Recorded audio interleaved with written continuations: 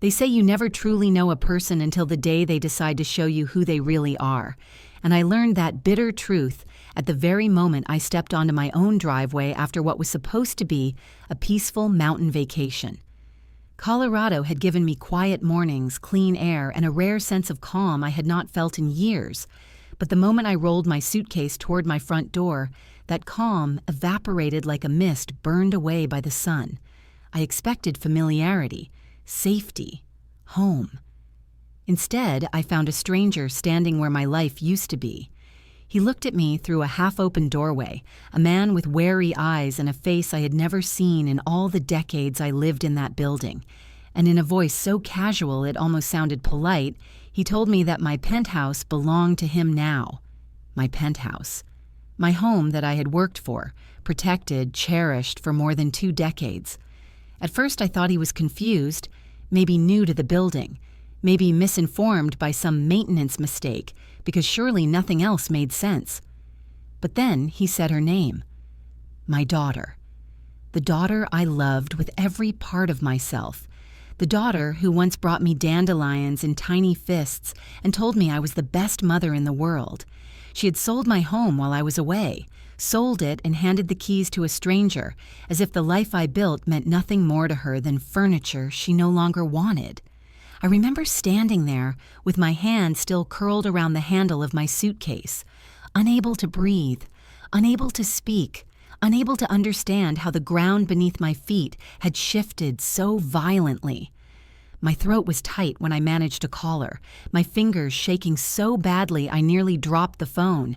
And when she answered, she sounded almost cheerful, as if nothing in the world was wrong. When I asked her why there were strangers living in my home, she did not gasp or apologize or even pretend to be surprised. She sighed, that long, tired sigh she used whenever she thought I was being unreasonable. She told me not to be dramatic. She told me I would figure something out. She told me I was basically homeless now, and she laughed. That laugh hit harder than any betrayal I could have imagined. It sliced through me in a way only a child's cruelty can, sharp and cold and unforgettable. But before that moment, before the doorway and the stranger and the laughter that made my bones shake, there were weeks of peace in the mountains when I believed my life was still whole. Before we go further, hit subscribe and like so the next part hits your feed the moment it drops. What happens next changes everything. Let me take you back there because that calm before the storm is the only reason the blow landed as hard as it did. A few weeks earlier, I had been wrapped in a soft blanket on the balcony of a small rented cabin in the Colorado mountains, listening to the wind comb through the trees and watching the sun dip behind soft blue peaks. I am a woman in her 70s, no longer as fast as I was, my knees protesting more each year. But that evening, I felt young in a way I had not felt in decades, as if the air itself gave me permission to breathe again. I had spent my life working, climbing from a small secretarial job into a respected position as a paralegal, earning every promotion with stubborn effort, saving every dollar with discipline. When I finally bought my penthouse outright, it was not luxury to me, it was survival, proof that all the sacrifices meant something. I lived there more than 2 decades. Every corner held a piece of me. The reading nook near the fireplace, the warm spill of morning light across my living room floor, even the quiet guest room where my daughter used to sleep before she grew busy with her own family and stopped visiting.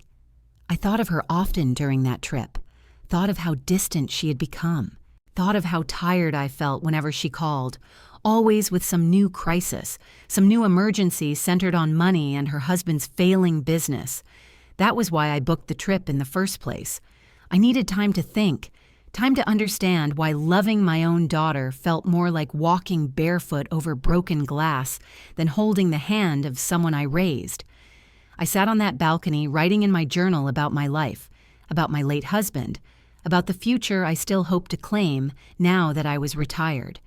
I had no idea that while I wrote about hope, my daughter was already taking everything I had built. I had no idea that the document I signed years earlier for a medical precaution would become the weapon she used against me.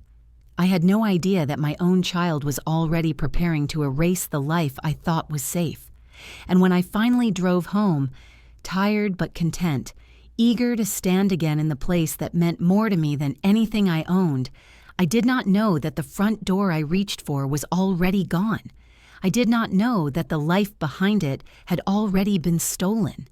The only thing I knew in that moment was the sound of my suitcase wheels dragging along the hallway floor and the feeling in my chest that something terrible had already happened, even though I could not yet name it.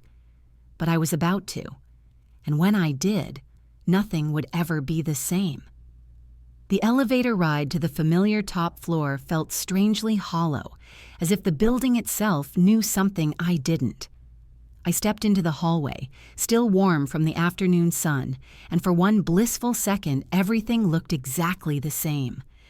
Mrs. Patterson from the corner unit was watering her plants just as she always did, humming softly to herself. She smiled at me, wished me welcome home, and nothing in her face hinted that the world I was about to walk into was already gone. I reached my door, the door that had always felt like an extension of my own body, a boundary between me and the rest of the world, and slid my key into the lock. Except it didn't slide. It didn't turn. It didn't even enter fully. The metal stopped halfway, as if the door itself was rejecting me. That was the first moment my stomach tightened in warning. The lock looked wrong, newer, shinier, untouched by the years of use I had given it. I knocked, gently at first, then harder, hoping someone inside would answer, hoping this was a simple misunderstanding, hoping the universe would show mercy for even 1 second. Through the frosted glass, I saw movement, a shadow crossing the hallway, and then the door opened only a crack, held by a chain. A stranger stared back at me, his expression guarded and impatient, and the floor beneath my feet seemed to tilt. He told me he lived here. He told me he bought the place 3 weeks earlier. He told me my daughter had handled the entire sale. He said her name like it meant nothing. That was the moment the air went thin and sharp inside my lungs. That was the moment the world took on a strange and distant quality, as if I were watching someone else's tragedy unfold. I stepped back, gripping the doorframe to steady myself, and the man softened slightly, as if my shock finally registered. But pity did nothing to soften the blow, not when he explained that my daughter had told them I was moving into a care facility, not when he mentioned the power of attorney I had signed years before, not when he told me everything was legal. Legal. That word burned. Legal did not mean moral. Legal did not mean right. Legal did not mean the daughter you raised would not stab you in the back if she felt desperate enough. I stumbled backward and barely managed to hold myself together long enough to reach the elevator again.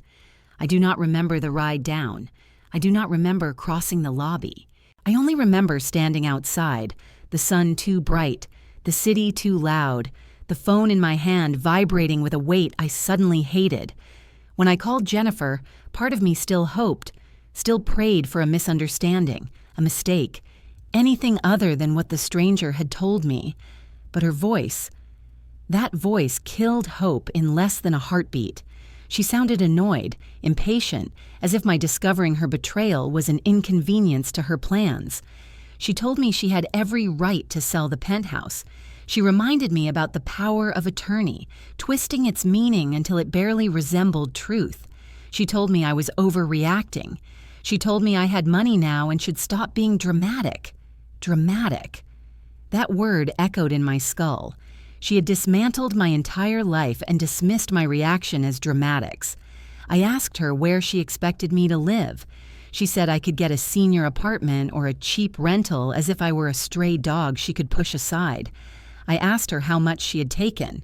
She said she would give me some of it later, maybe, after paying off her husband's debts. Some of it.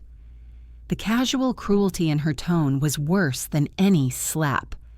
I realized then that she did not see me as her mother anymore. She saw me as a resource, a well she could drain whenever her life went wrong, and this time she had drained everything. When she hung up on me, the silence that followed felt like a chasm with no bottom. I walked until my legs ached, wandered blocks I had known for years without seeing a single familiar landmark, and ended up in a small, cheap hotel not far from my building. The kind of place with beige walls and carpets that had seen better decades. The receptionist didn't ask questions. I was grateful for that. I checked in, walked to the room in a haze, and stared at the too-soft bed as if it belonged to someone else's life. I didn't cry, I didn't scream, I didn't collapse. Instead, something inside me hardened, cooled, sharpened like metal being forged in fire. Jennifer thought this was over. She thought I would accept what she had done the way I had accepted her excuses for years. But she had forgotten something critical. I had spent my life in the legal world. I knew how to recognize fraud. I knew how to build a case. And I knew exactly who to call. I opened my laptop, my hands still trembling, and pulled up the files I had kept organized for decades. Deeds, statements, the power of attorney, emails, everything. I examined the sale contract and saw the signature that was supposed to be mine, except it wasn't.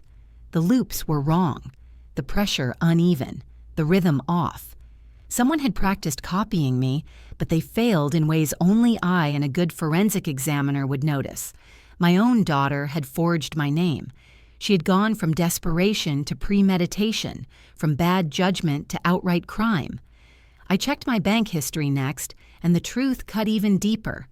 Over the past many months, she had withdrawn small amounts from my account, enough to stay unnoticed if I weren't paying attention, and I hadn't been paying attention. That guilt hit like a punch to the gut. I had trusted her so blindly that she robbed me in plain sight. I stared at the screen until the shapes of letters blurred, then reached for my phone and dialed one name, Robert, the lawyer I had known for decades, the man who had guided me through estate planning and paperwork and loss. When he heard my voice, he instantly knew something was very wrong. I told him everything. He didn't interrupt. Not once. And when I finished, his voice was steady, controlled, and sharper than a blade. He told me to come to his office in the morning. He told me I was not crazy. He told me what Jennifer did was not a mistake. It was criminal. And most importantly, he told me we were going to fight. I sat on the hotel bed after ending the call, my hands steady for the first time since stepping off that elevator. Jennifer thought she had taken everything from me, but she had overlooked one thing. I was not done, not by a long shot, and the storm she unleashed was about to turn directly back toward her. Morning came far too early, but I forced myself up, dressed, and left the hotel before my doubts could catch up with me. The air outside was brisk and sharp, the kind that wakes your senses whether you want it to or not. I arrived at Robert's office just as the sun began to rise between the buildings. The old brick structure was exactly as I remembered. The same narrow staircase, the same worn brass doorknob, the same faint smell of old books and coffee drifting through the hallways. For a moment, it felt like stepping back into a version of my life when things were steady and predictable. Robert greeted me in the lobby, his presence grounding in a way I desperately needed.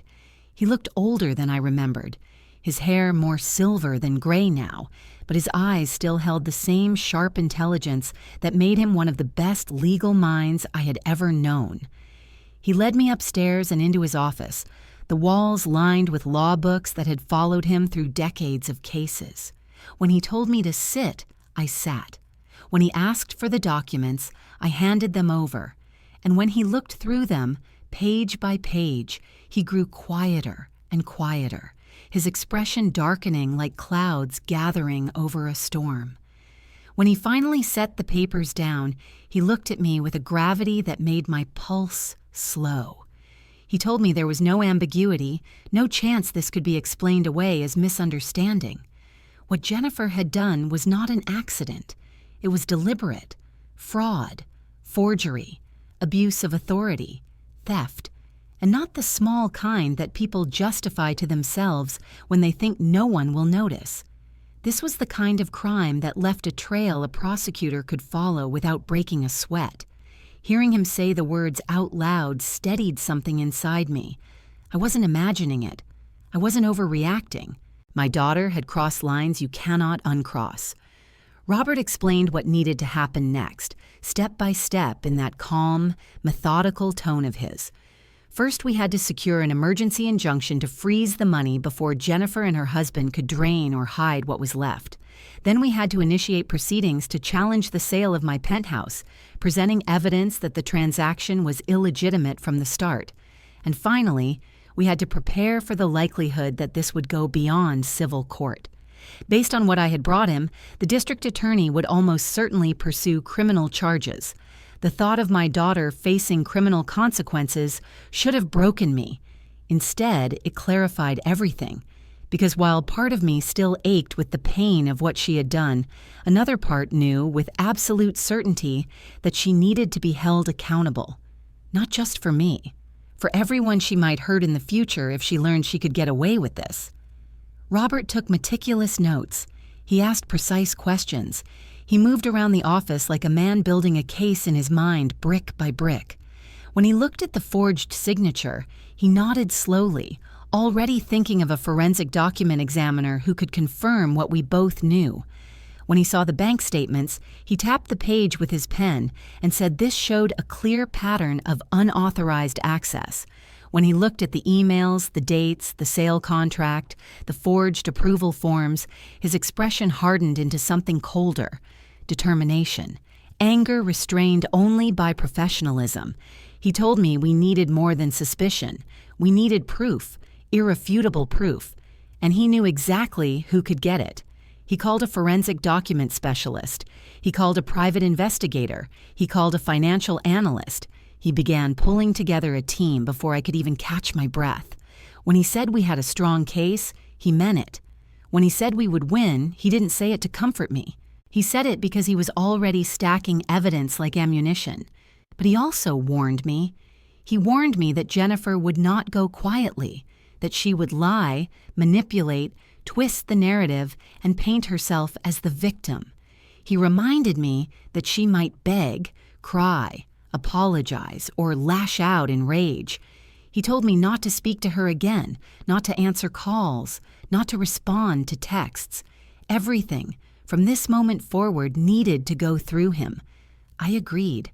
I thought I understood what that meant. I thought I was prepared.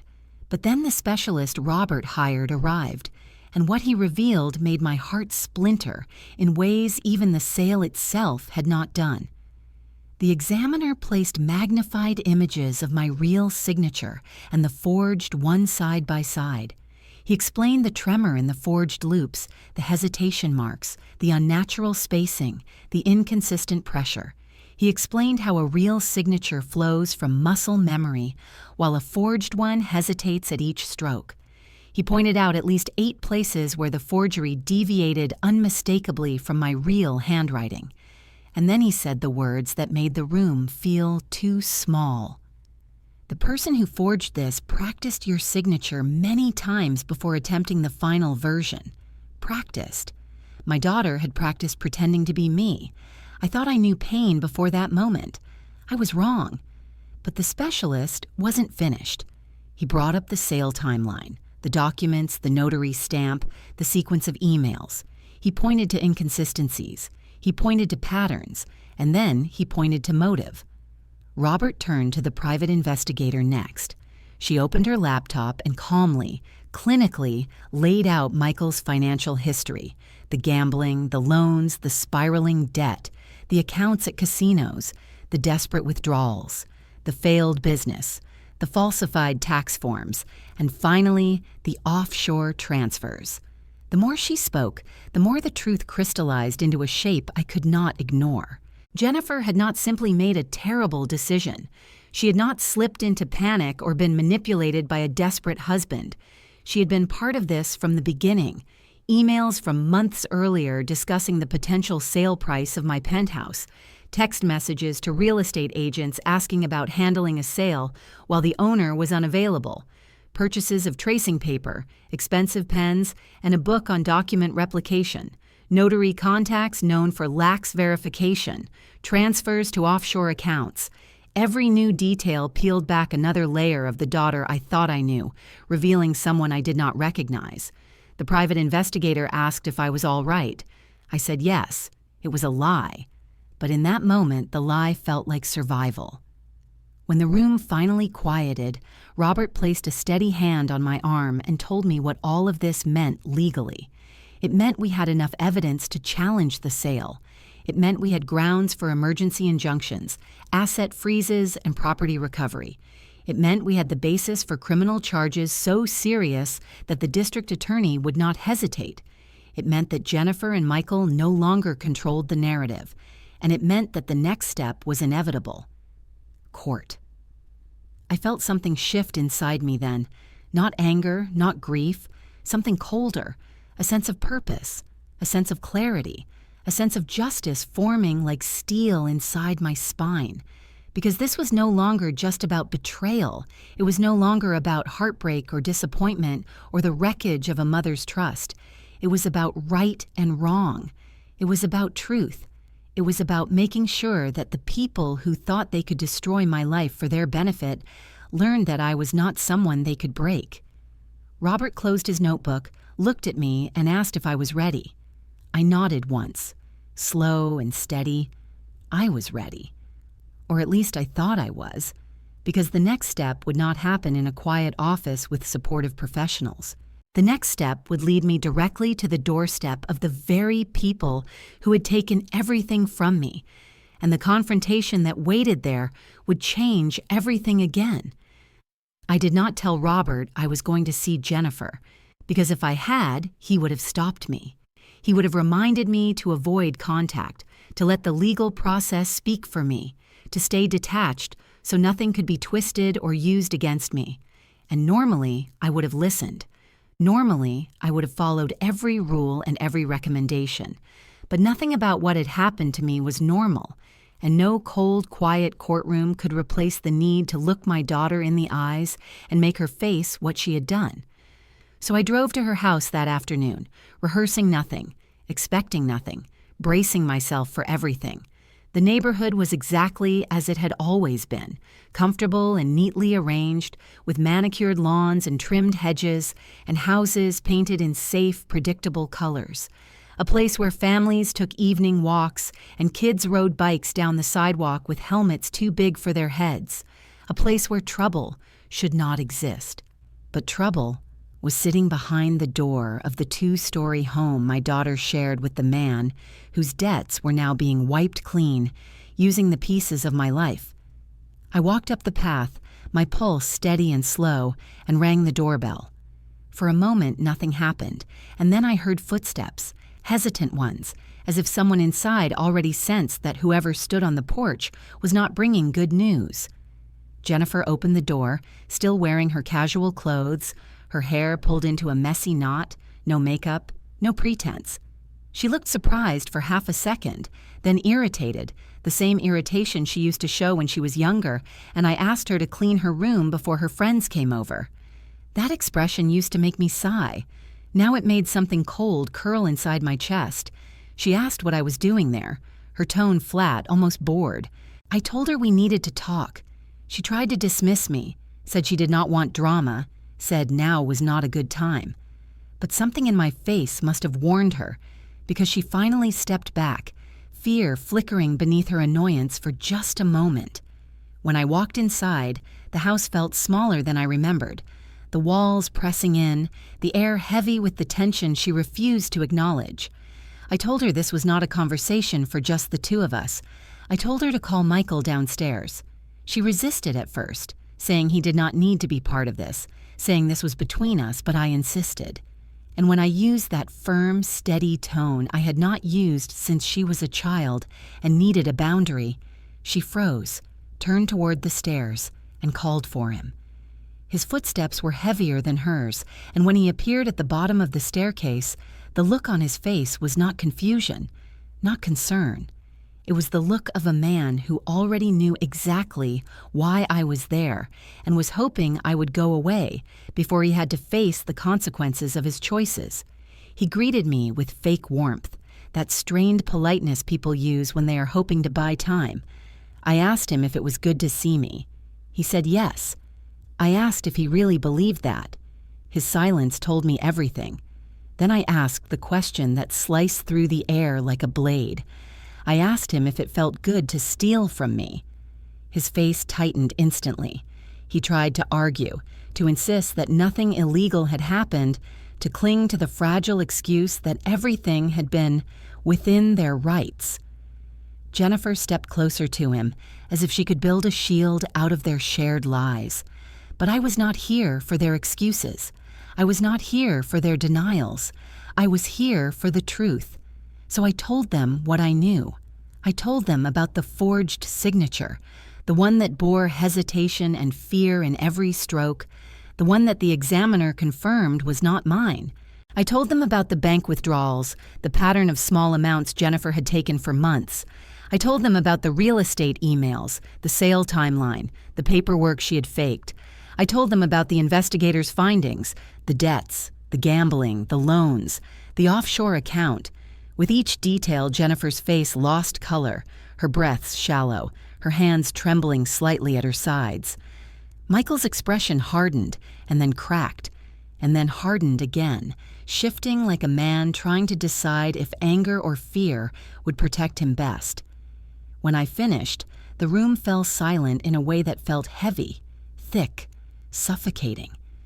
Jennifer whispered my name, her voice cracking, as if she were the one who had been wronged. She tried to claim desperation. She tried to claim she had no choice. She tried to fold guilt into her defense, telling me that she did what she did to save her family. I asked her whose family she meant, because she chose Michael's debts over her own mother's life, and that was not a choice made out of love. That was survival at any cost, even if the cost was me.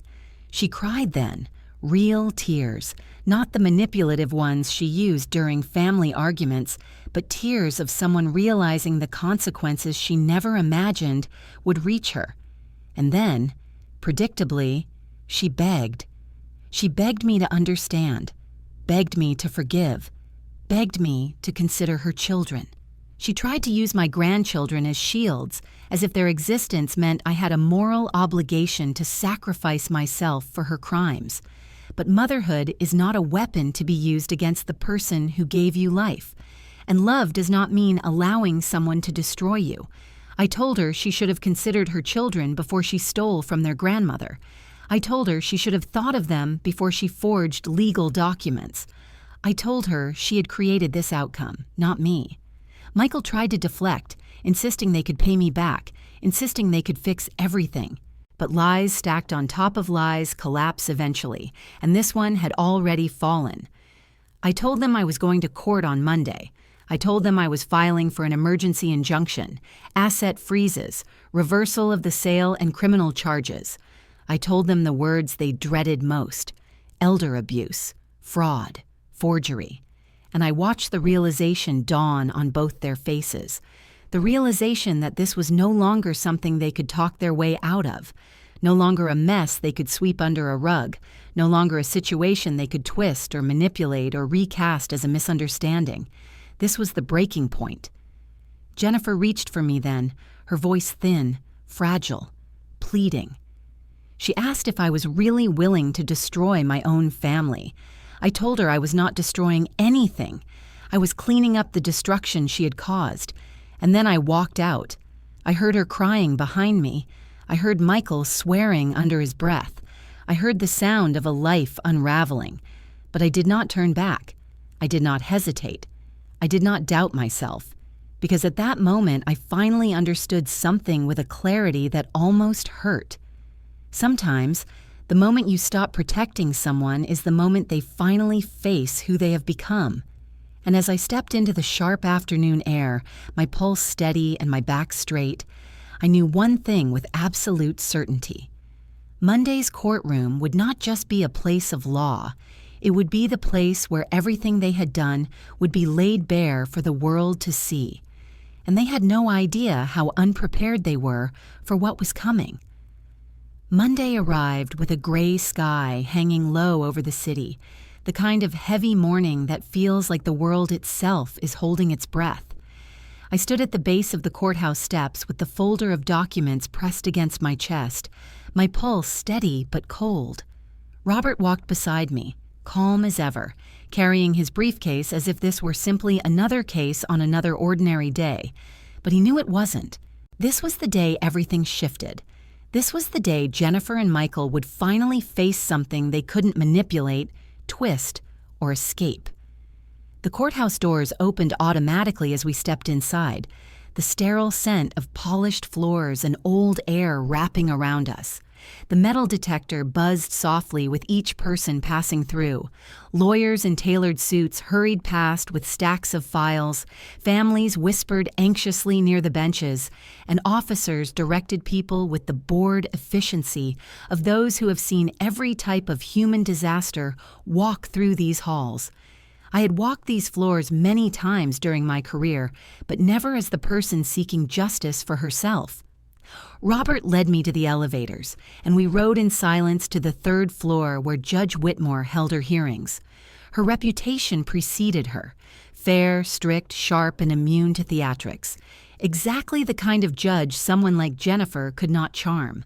A young woman wearing a badge approached us outside the courtroom, introducing herself as Amanda, a victim advocate from the district attorney's office. Her voice was soft but firm as she confirmed that the DA intended to pursue criminal charges once the injunction hearing concluded. Hearing those words spoken out loud by someone in authority made everything real in a way it hadn't been before. Criminal charges. Against my daughter. Against my son-in-law. This was no longer just betrayal. It was criminal harm. And yet I felt no hesitation, no guilt, only a deep, anchored certainty that this was the path that had to be taken.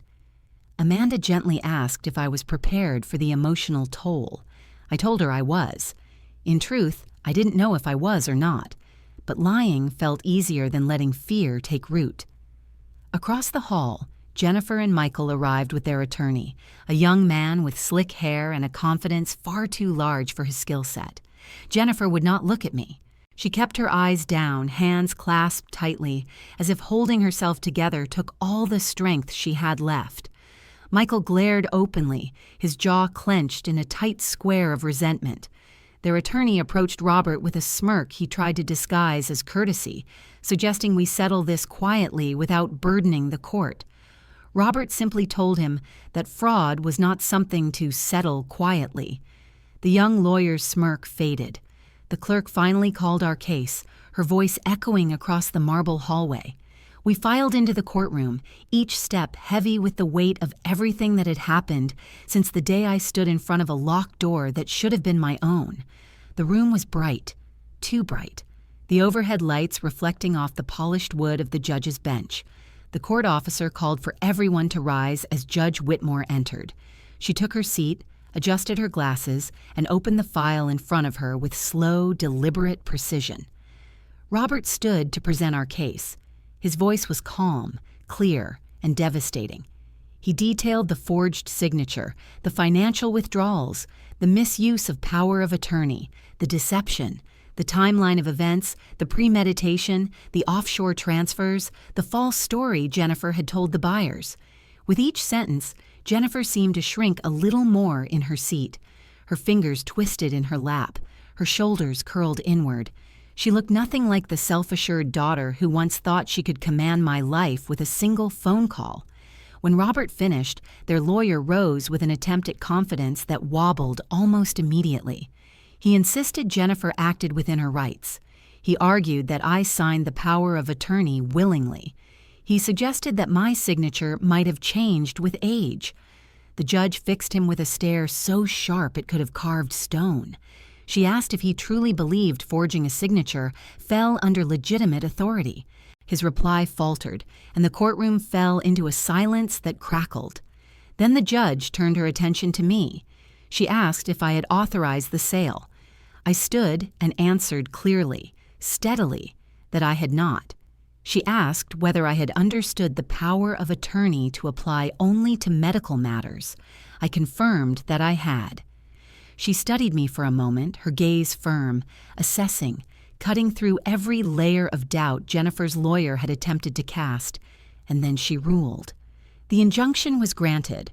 All accounts associated with the sale were frozen. The transfer of ownership was halted.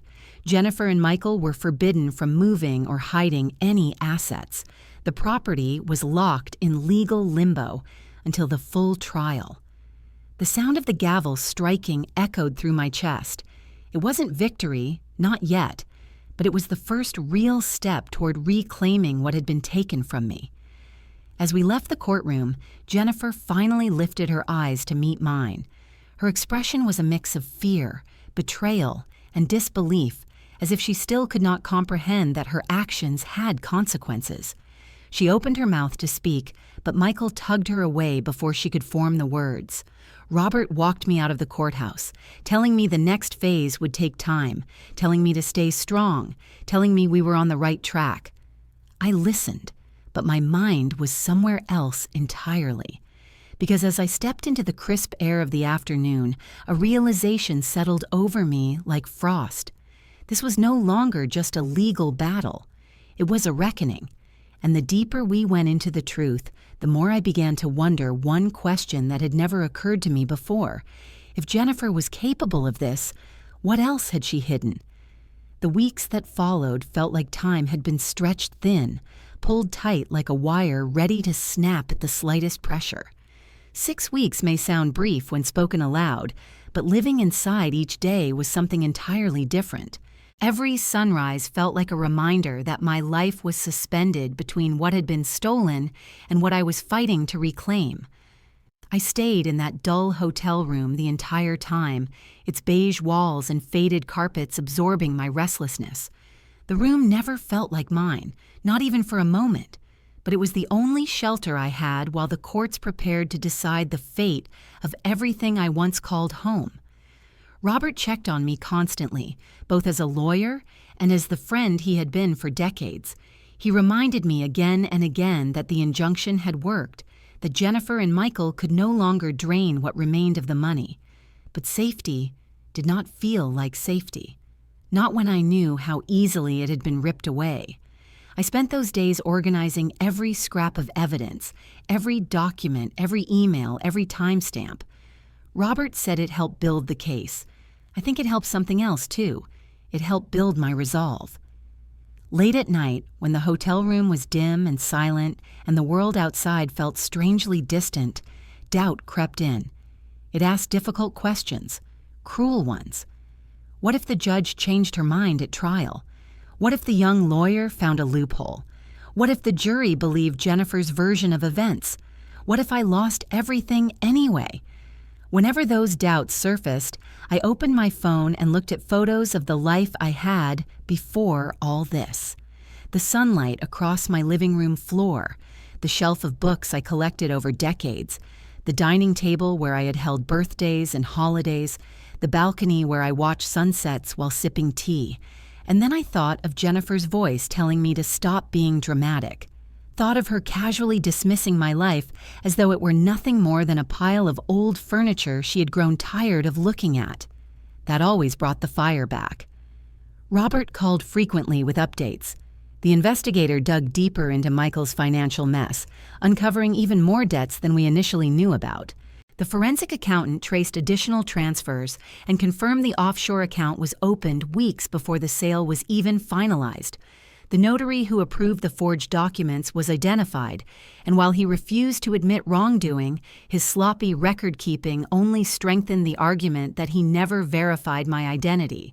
And the forensic document specialist prepared an extensive report that detailed every inconsistent stroke, every tremor, every hesitation in the forged signature that bore my name. Each new piece of evidence added another brick to the structure of truth we were building, a structure Jennifer's flimsy lies could never support. Meanwhile, the district attorney officially opened a criminal investigation, assigning 2 prosecutors to the case: elder abuse, fraud, document forgery, financial exploitation. The list grew longer every week. Amanda, the victim advocate, called me regularly as well. She explained the process, the upcoming hearing, the emotional impact trials like this tend to have on families. She spoke with compassion, but her eyes held a truth she didn't say out loud. Most families do not survive something like this, and deep down, I already knew mine wouldn't. Still, not everything during those weeks was fear or anger. There were moments of strength, too. Moments when I remembered who I was long before Jennifer became the center of my world. I walked through the city some afternoons, letting the noise and movement remind me I was still here, still alive, still capable of fighting. I spent mornings rereading old journals, reconnecting with the woman I used to be, the woman who had survived loss, built a career, earned respect, provided for her child, bought her home through grit and sacrifice, the woman who had not been destroyed by life's storms before and would not be destroyed by this one either. And as the trial date approached, that woman grew sharper inside me, more defined, more resolute. When the 6th week finally arrived, the courthouse loomed once again, cold and unyielding. But this time, the air around it felt heavier. This wasn't just a hearing. This was the trial. The jury had been selected. The prosecution was ready. Robert was armed with a mountain of evidence. And Jennifer looked more fragile than I had ever seen her. I spotted her in the hallway outside the courtroom the morning of the trial. She stood to the side, her hands trembling as she clutched the sleeves of her sweater. Her eyes were rimmed red, as though she had cried throughout the night, and her posture curved inward, as if the weight of everything she had done was pressing down on her shoulders. Michael stood beside her, jaw tight, refusing to meet my gaze, his anger simmering in the lines of his face. Their lawyer hovered near them with a stack of documents, whispering instructions Jennifer barely seemed able to absorb. She finally looked at me, really looked, and there was something in her eyes I had never seen before. Not entitlement, not irritation, not manipulation, fear, real fear. For just a moment I felt something twist painfully in my chest. That old instinct, the one that made me want to shield her from the world when she was small, flickered, but it died just as quickly, because she hadn't feared hurting me. She had feared being caught. I turned away and walked into the courtroom, my steps steady. The trial began with formalities, the judge's voice echoing through the room, the jury leaning forward, listening. Robert delivered his opening statement, clear and unshakable, laying out the betrayal, the forged signature, the theft, the pattern of financial exploitation. He spoke with quiet conviction, letting the facts speak for themselves. Their lawyer followed, spinning a narrative of misunderstanding, confusion, family miscommunication, insisting Jennifer thought she had the right to act on my behalf. His voice wavered under the judge's stern gaze. Then it was time for witnesses. The forensic document examiner explained the forgery.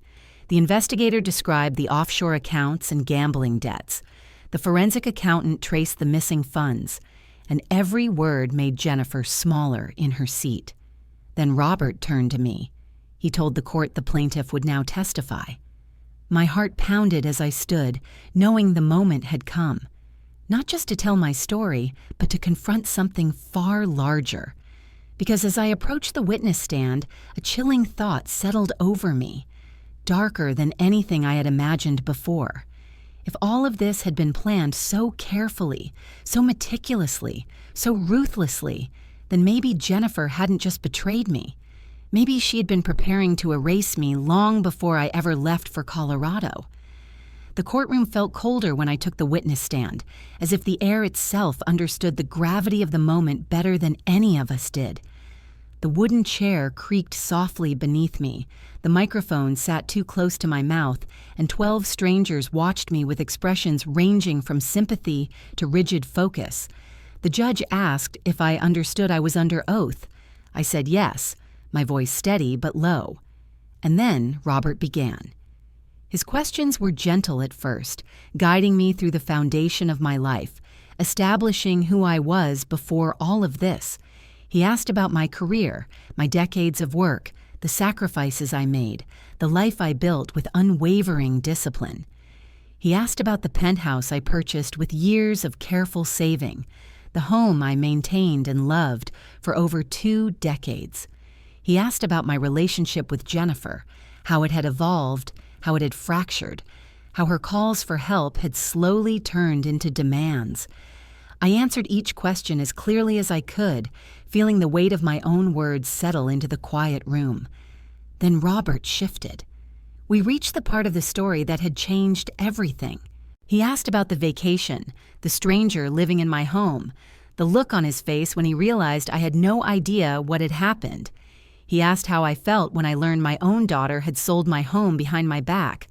I tried to speak without emotion, to stay composed, to protect myself from unraveling on the stand, but there are truths too sharp to hold without bleeding.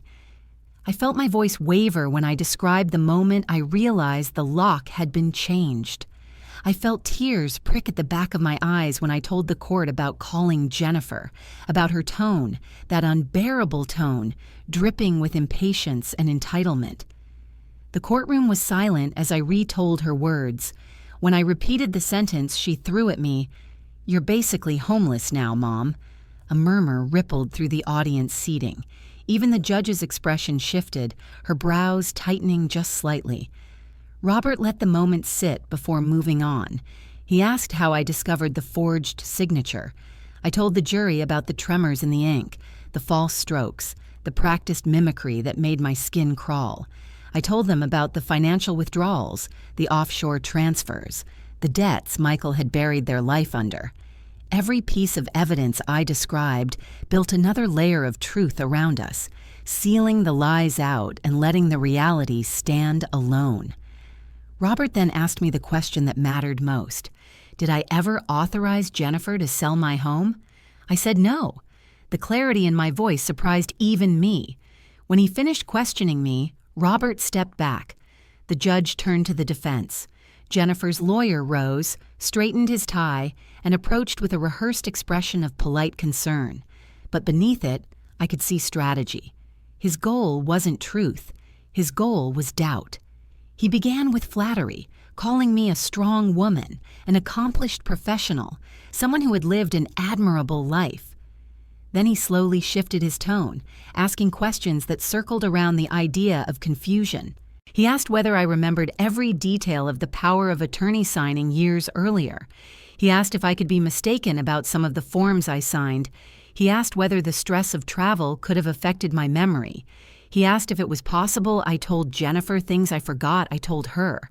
His voice was gentle, but the implication was brutal. He wanted the jury to see an elderly woman whose memories could blur, who could misinterpret, who might be clinging to the wrong version of events.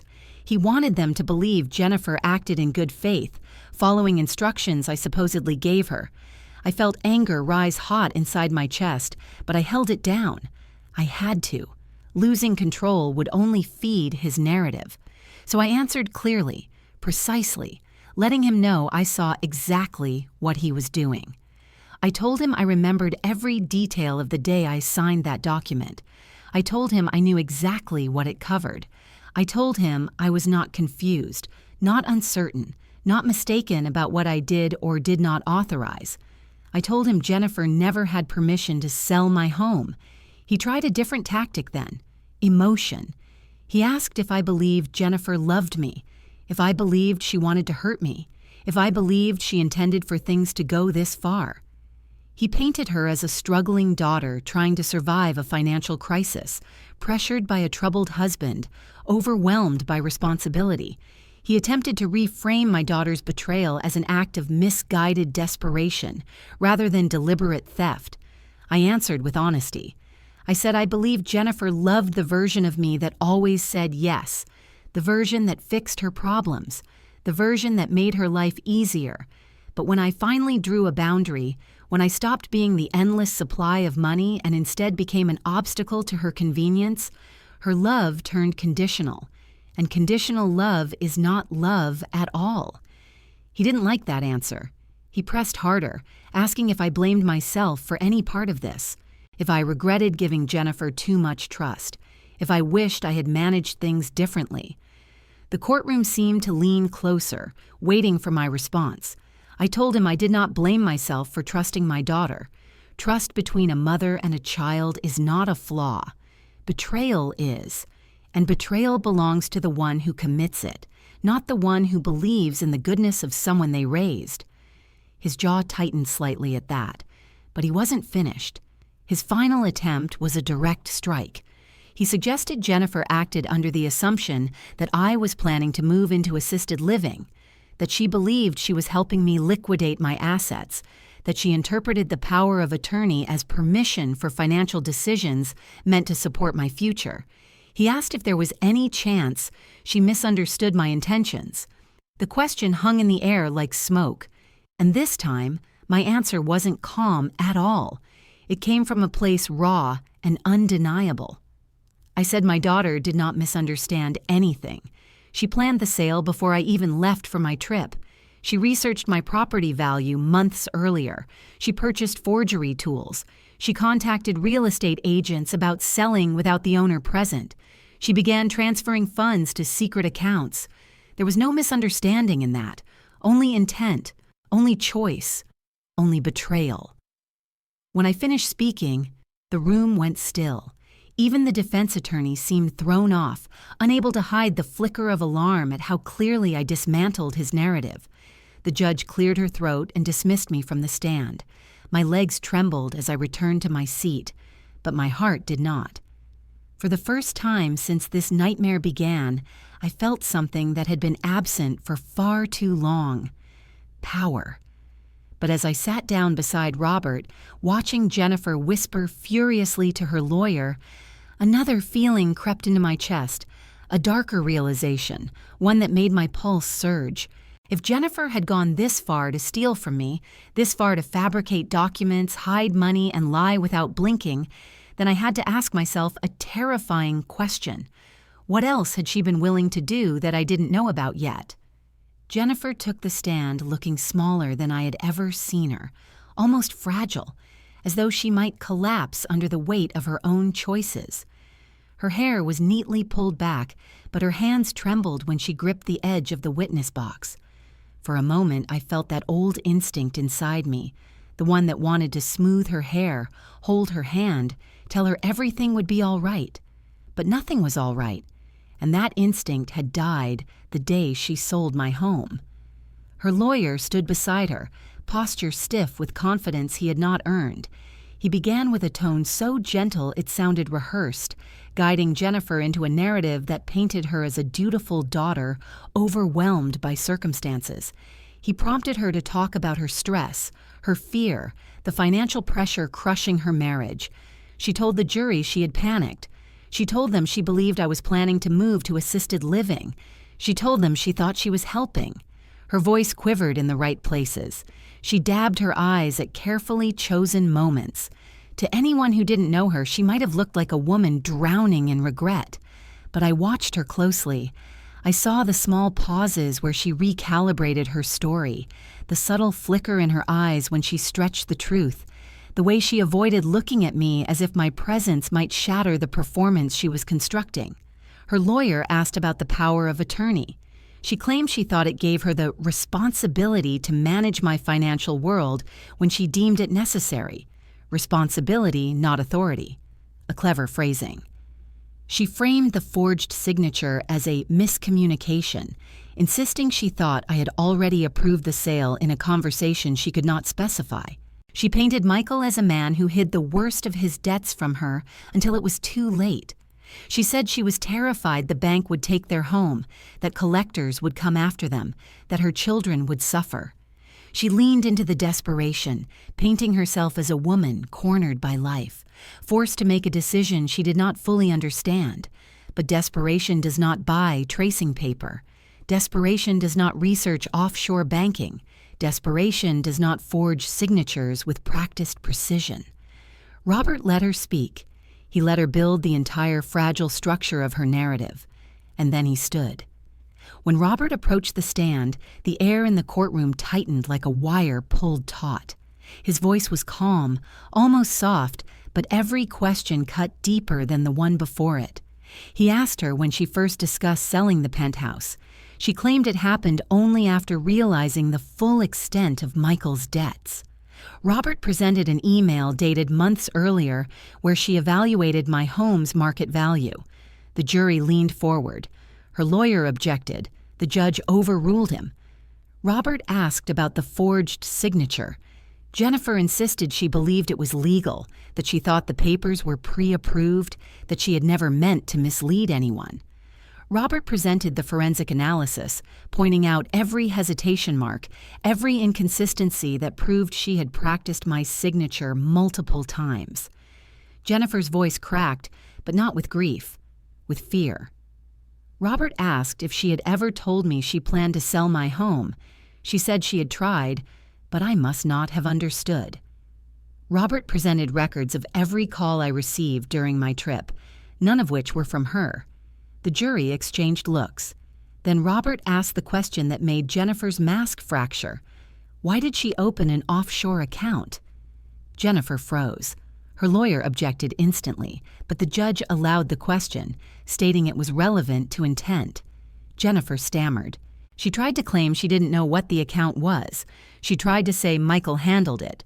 She tried to say she thought it was some kind of savings account. Robert presented the transfer records, each bearing her login credentials and digital signature. Her face went white. He asked why she purchased a notary stamp tracing paper and a guidebook on document replication. Her mouth opened, but no sound came. He asked why she contacted a real estate agent 6 weeks before my vacation asking how to conduct a sale without the owner present. Her lawyer stood again to object, but the judge waved him off. The courtroom was silent. You could feel the verdict forming in the air, heavy and inevitable. Jennifer lowered her head, tears dripping onto the polished wood of the witness box, and for a moment she looked like a child caught in a lie too big to escape. But even then, she never looked at me. Not once. And then everything shifted. The prosecutor, who had quietly observed the entire trial, stood and approached the judge with a sealed folder. She requested permission to introduce newly discovered evidence relevant to the financial aspect of the case. The judge allowed it. And as soon as the prosecutor opened that folder, Jennifer's entire defense evaporated. Inside were messages, thousands of them, recovered from Jennifer's cloud backup. Messages she had deleted from her phone weeks earlier. Conversations between her and Michael. Conversations between her and friends. Conversations between her and the notary. Conversations where she bragged about finally convincing Mom to give me access to everything. Conversations where she said the Penthouse would solve all their problems. Conversations where she said I was too old to need something that nice anyway. Conversations where she planned exactly how to get me out of the way so she could take what she wanted.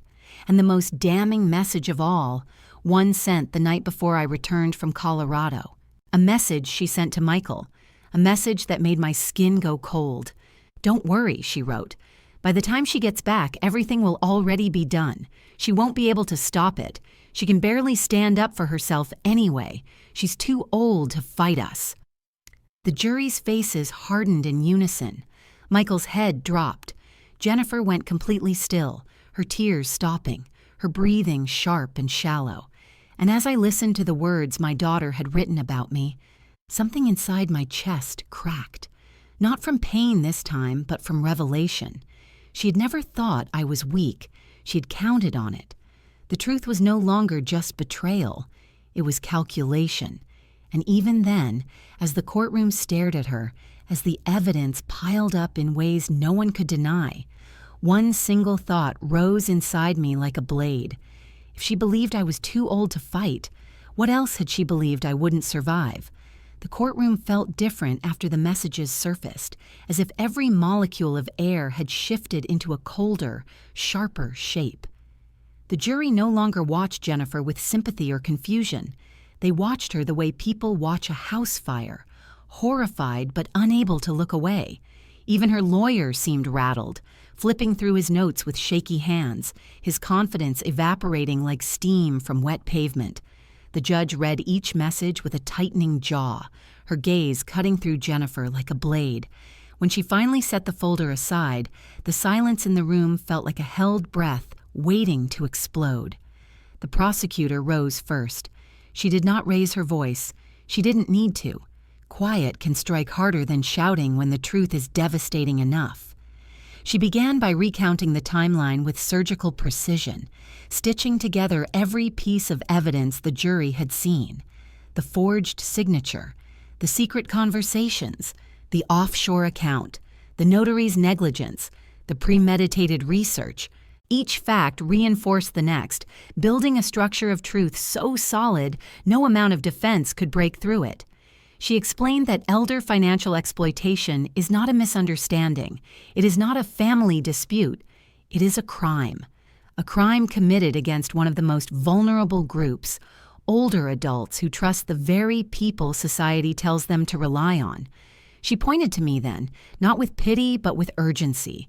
She told the jury I represented thousands of victims whose own children drained their lives because they believed age made them powerless.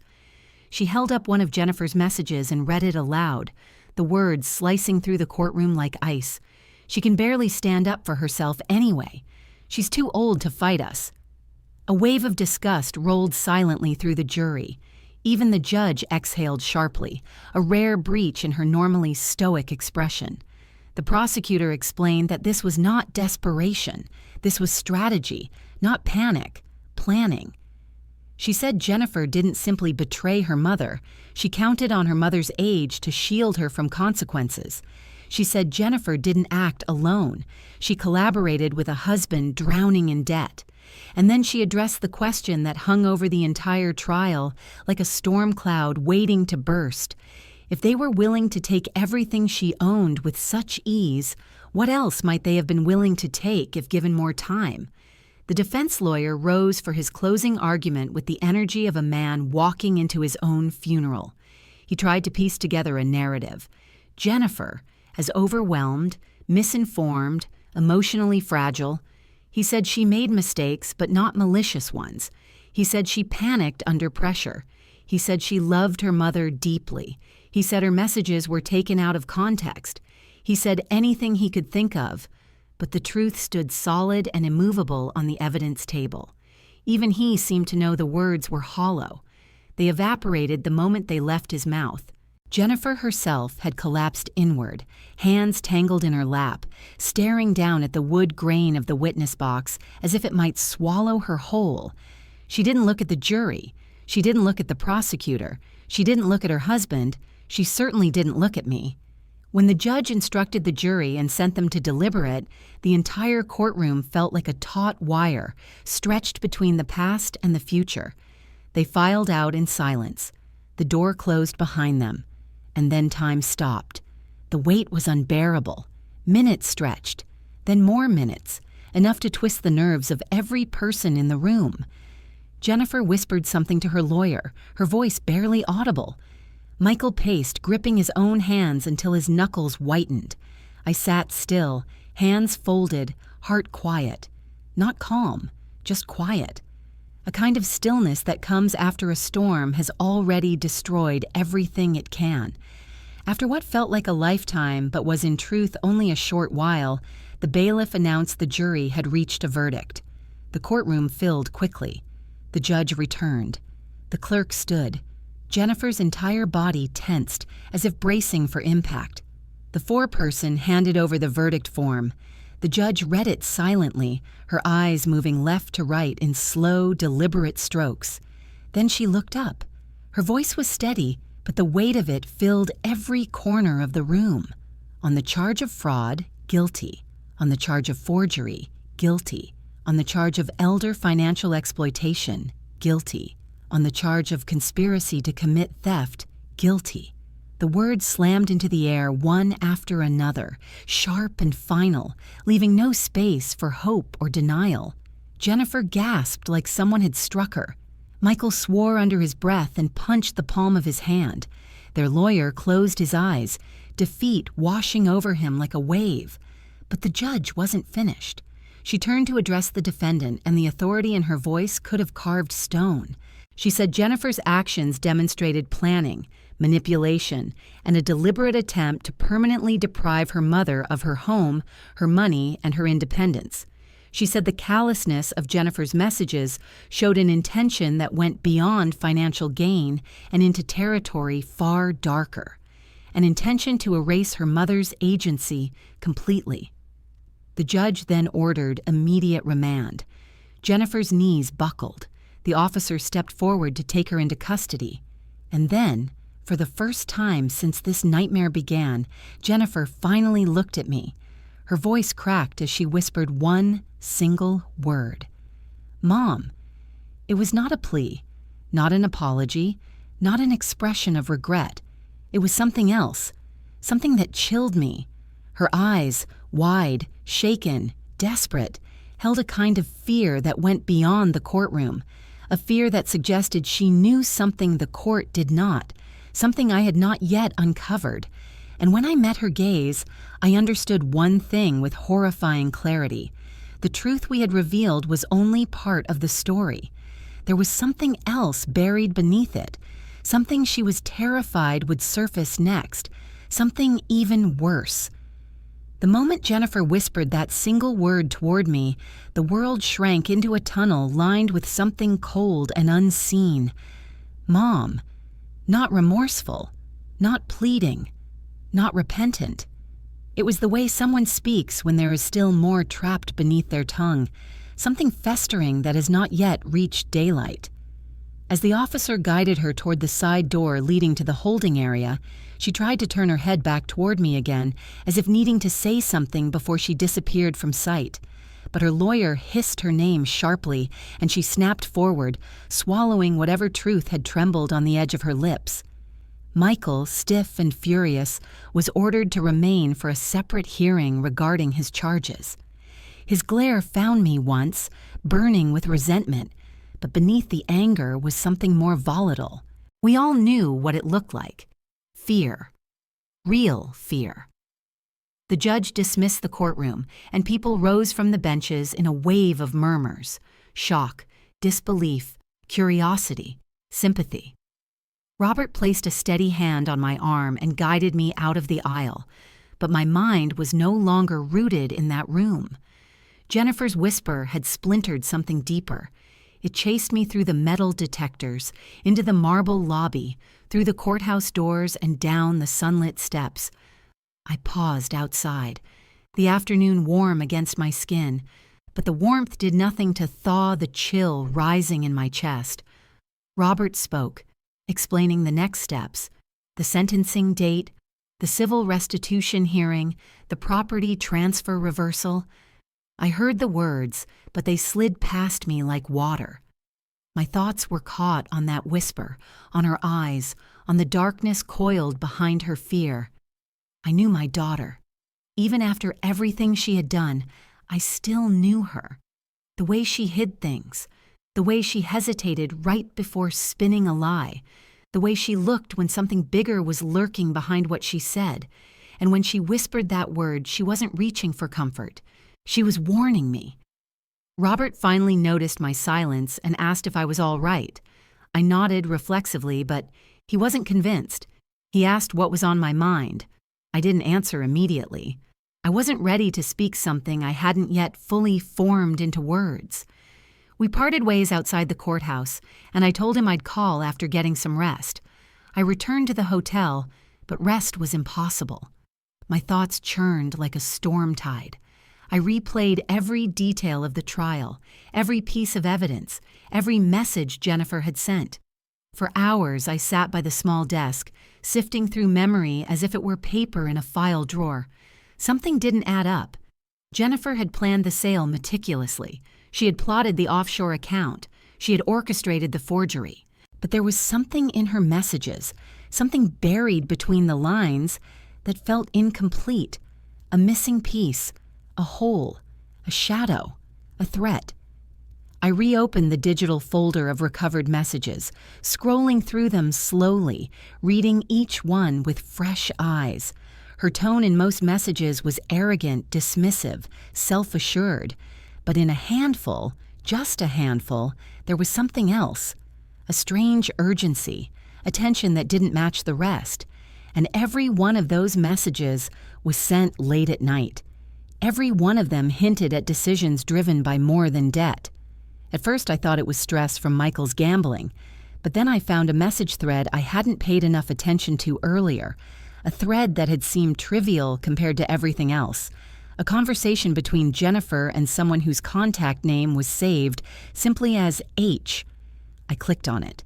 The messages exploded across the screen like a wound being opened. H asking when the account would be ready. H asking whether I knew anything yet. H asking if the timing would work before I returned from Colorado.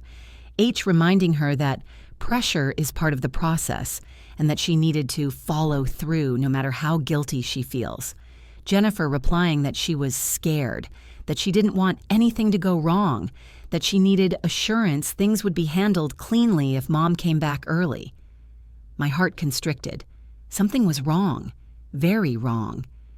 I scrolled further. A final message from H, sent days before the sale. Don't forget the second step. It needs to happen before she can undo anything. And remember, your husband doesn't need to know the details. My breath left my body in a sharp rush. Second step before I could undo anything. Husband not needing to know. This was no longer just about money. This was about removing me. Permanently. A cold tremor spread through my spine.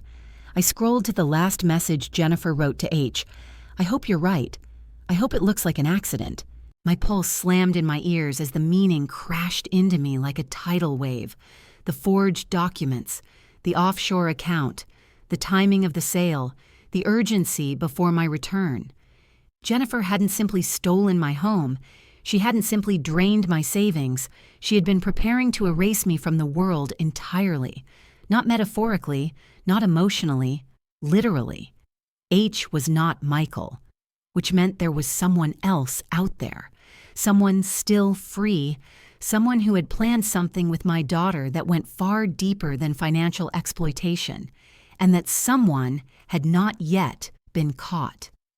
A knock struck the hotel door, sharp and sudden, making me jump so violently I nearly dropped my phone. My breath stopped. Someone was standing outside the room. I approached the peephole slowly, pulse hammering, dread crawling up my throat. And when I looked through the tiny circle of glass, my blood turned to ice.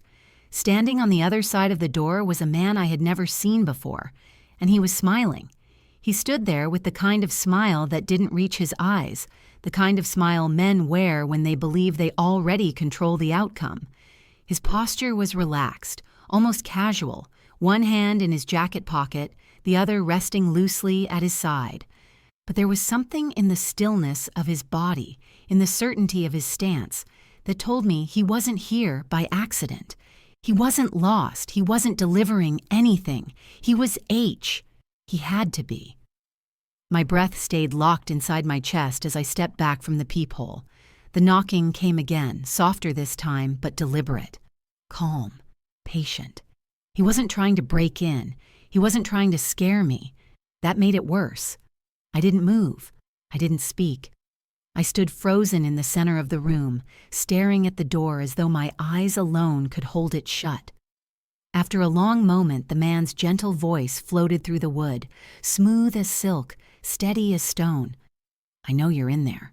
We need to talk. My heart hammered against my ribs. Every instinct inside me screamed not to make a sound. Another knock, not harder, just insistent. He leaned closer. I saw the shadow under the door shift with his movement. This can go one of two ways, he said quietly. You can open the door and we settle this calmly. Or I can wait.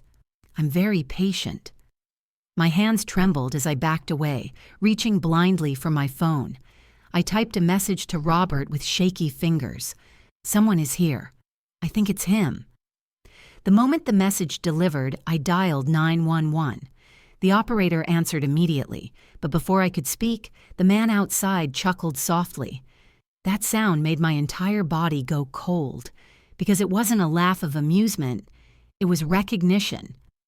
You think the police will get here before I do something, he said. His voice was gentle, but the softness made the threat sharper.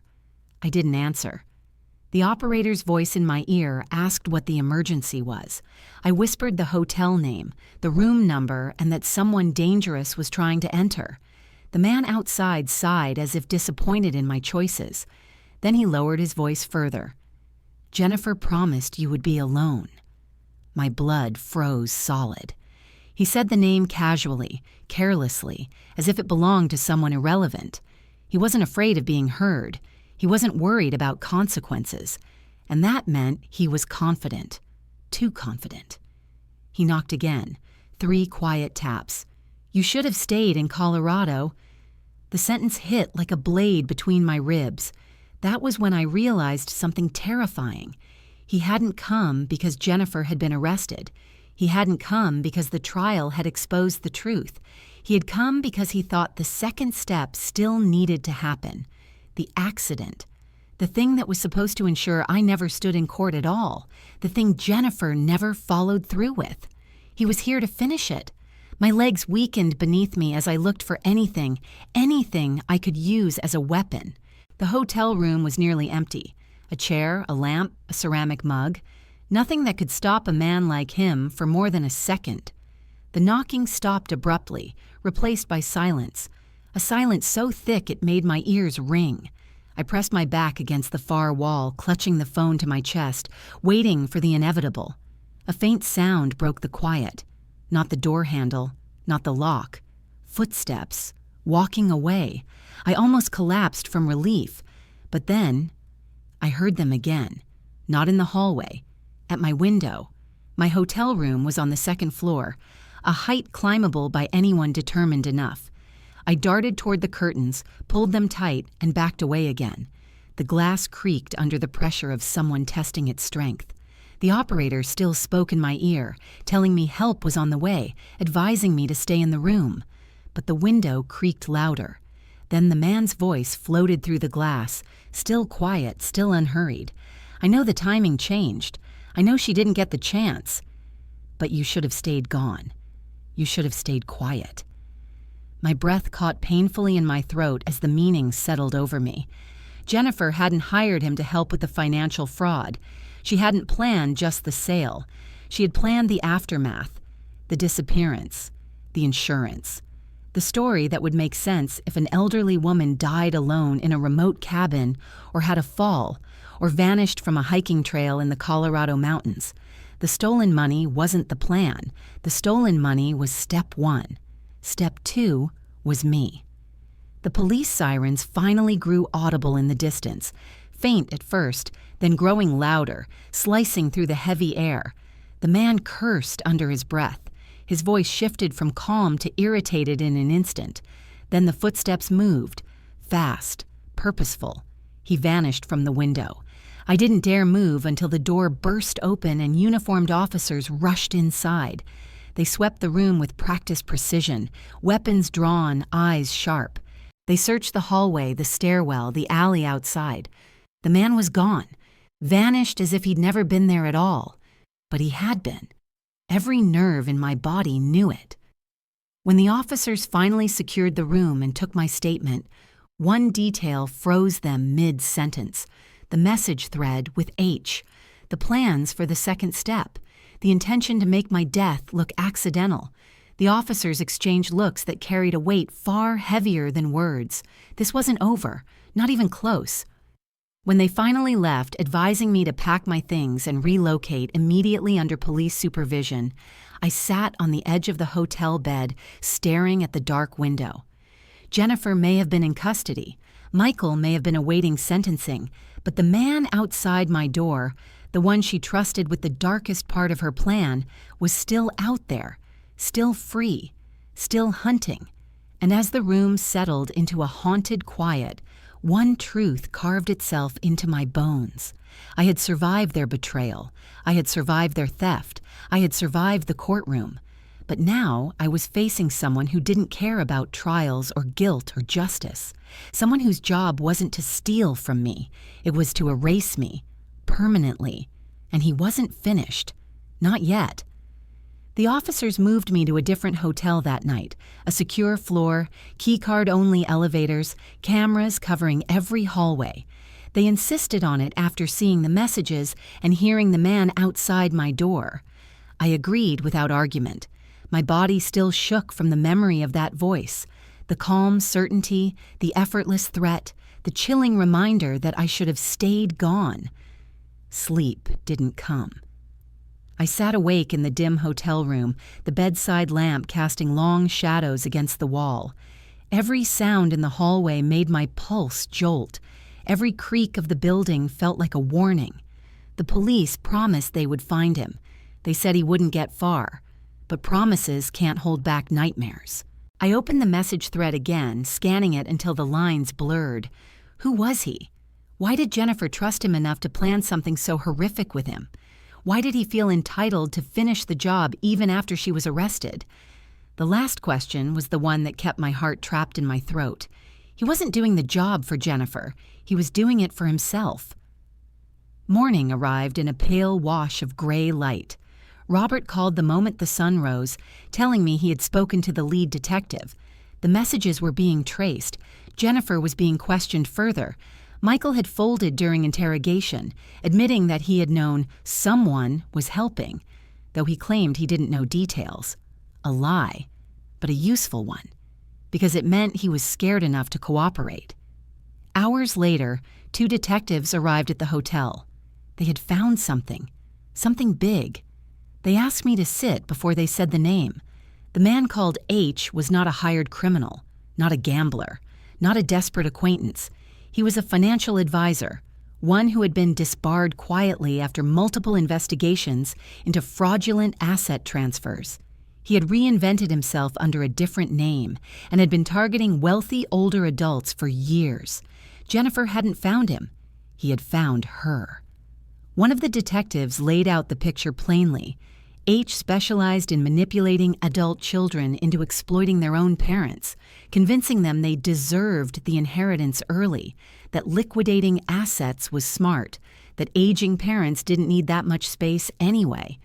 He identified emotional weak points, fed entitlement, fueled resentment, and positioned himself as the one who could help them access money they shouldn't have been touching. And when a parent resisted, when a parent threatened to interfere, H ensured the resistance didn't last long. My stomach knotted. My skin prickled cold. Jennifer hadn't planned my disappearance alone. She had been guided, coached, shaped. The detectives told me H had been connected to at least 3 other suspicious cases involving sudden deaths or unexplained injuries of older adults. None proven, all quietly dismissed. Until now. Because now they had evidence. My messages, Jennifer's deleted threads, the offshore transfers, and the fact that H himself had shown up at my hotel door. They asked if I could identify him. I told them I could. They showed me photos. The moment his face appeared on the screen, a chill crawled down my spine. Yes, that was him. They left immediately to secure a warrant. I locked the hotel door behind them and exhaled shakily, feeling the room close around me like a protective shell. For the first time since this nightmare began, I felt the tide turning, not just in court but in reality, where danger had teeth and hands and footprints. Hours passed in a slow, suffocating drip. Then the call came. They found him. H was caught trying to flee the city, his car packed with cash and false identification. His arrest was swift, but the moment they told me, I didn't feel triumph. I felt something else, something heavier. Because now that he was caught, the full story finally surfaced, and the truth was brutal. Jennifer had been his largest target yet. He'd convinced her that selling my penthouse was the answer to her financial collapse. He'd told her to keep me away long enough for the sale to finalize. He'd told her to use my medical power of attorney as leverage. He'd taught her how to forge the signatures. And most horrifying of all, he'd told her that accidents happen when elderly parents returned before the plan was complete.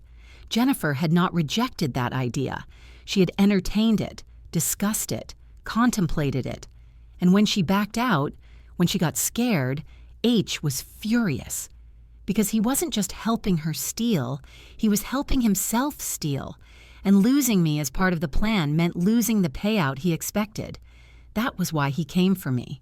That was why he whispered through the door with such certainty.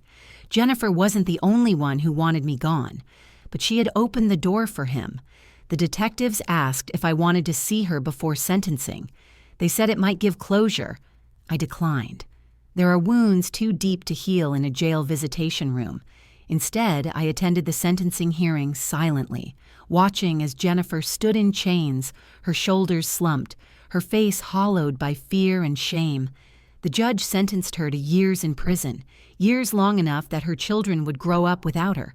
Michael received his own sentence for his role, his debts and lies exposed fully. H, now fully identified, faced a far longer list of charges, multiple counts across multiple states, each one carrying heavier penalties than the last. As each sentence was read aloud, I felt no joy, no victory, just truth, raw and unvarnished. And truth is not gentle, but truth is justice. When it was over, I collected the ruling that restored my penthouse and froze the accounts Jennifer had attempted to drain. I returned home weeks later, stepping back into the space I had loved, the space I had earned, the space nearly stolen from my life. The air felt different there, heavier, quieter, but mine. I walked to the balcony and watched the city lights flicker like tiny fires burning in the distance. I was older, tired, changed forever, but I was still here, still standing, still breathing. I had survived betrayal. I had survived the courtroom. I had survived the knock at the door. And as I looked out over the city that had nearly swallowed me whole, I whispered a truth meant only for myself. They thought I was too old to fight. They were wrong. I was still here, and I was never going to disappear quietly. If you felt even a spark of anger, shock, or justice while listening to this story, don't leave it here. Hit subscribe so you don't miss the next twist. Tap like to push this story further, and drop a comment telling me what you would have done. Your support keeps these stories alive.